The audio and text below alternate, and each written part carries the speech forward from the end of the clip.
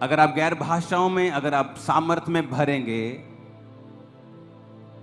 प्रभु ने कहा है आपकी बहुत सी प्रॉब्लम्स फिनिश हो जाएगी और सब कुछ बदल जाएगा।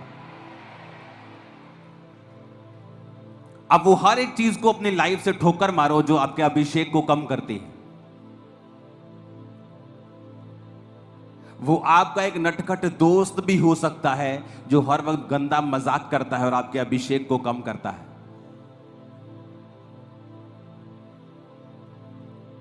– 2005 में एक्स्ट्रा रोजे रखते थे, ओवर फास्टिंग, 40 फास्टिंग में लगे ही रहते थे हम। एक 40 खत्म, दूसरा, तीसरा, चौथा। लेकिन कई बार परमेश्वर की प्रेजेंस में जब हम जाते थे तो खाली महसूस करते थे।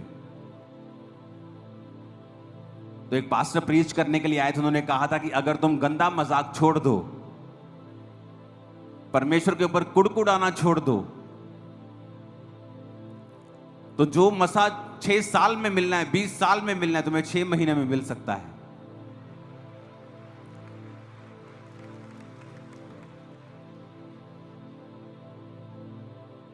क्योंकि जब 2 घंटे की प्रार्थना हम करते थे रोज रात को 7 से 9, जब प्रार्थना खत्म हो जाती थी तो सब ग्रुप बना के बैठ जाते थे और लड़के लोग जो थे वो गंदा मजाक हम आपस में करते थे,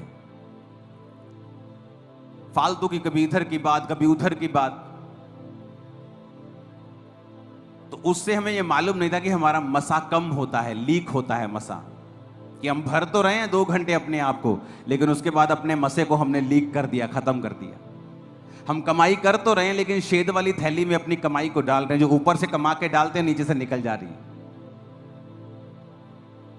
और जब अपने आप को हम समझते गए, वचन को समझते गए, वचन को अपने जीवन में लागू करते गए, और यह भी नहीं था कि हमारे पास कोई ऐसा पास्टर था जो हमें वचन इतना डीप समझाता, समझाने वाला भी इतना कोई नहीं था।